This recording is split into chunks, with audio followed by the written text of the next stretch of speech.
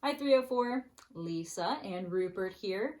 Mrs. Schweitzer asked if we would read you guys a book while you're all working from home.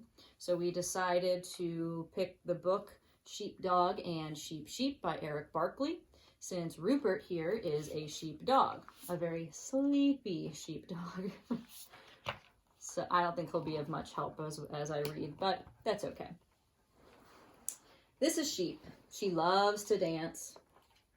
She knows all kinds of fancy dances, like the mud puddle dance. Rupert's really good at that one. The get the spider off me dance. Oh, are you awake? Dancing makes her very happy. When she's happy, she closes her eyes. And when she closes her eyes, she bumps into things, usually trees. But one day, she bumped into something that wasn't a tree. It was a someone, a very hairy someone. He's going back to bed. Holy begonia, she said. Who are you? I'm the sheepdog, the someone replied. I watch the sheep. Well, I'm a sheep. I watch sheep too. Everyone knows I'm an expert at watching sheep. You're an expert at watching sheep, huh?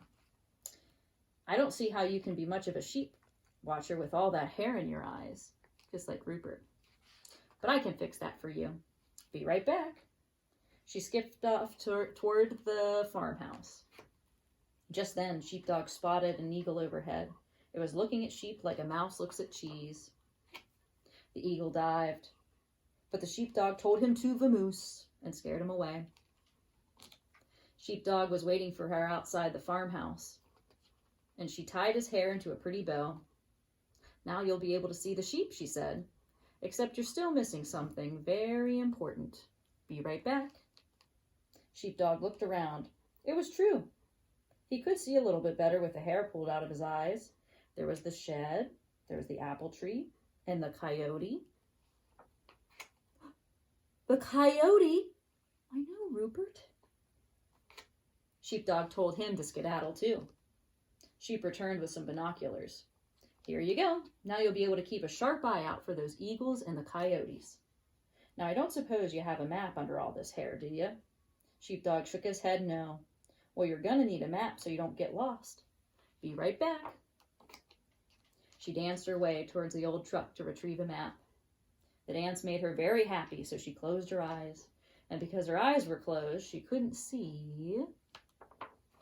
But Sheepdog did, and he saved the day again. Sheep kept on dancing. She had some extra fancy dance moves. Like most of Sheep's dances, this one ended with a big bump on her head, but she had meant to do that. Sheep fished the map out of the glove box and handed it to Sheepdog. You're all set.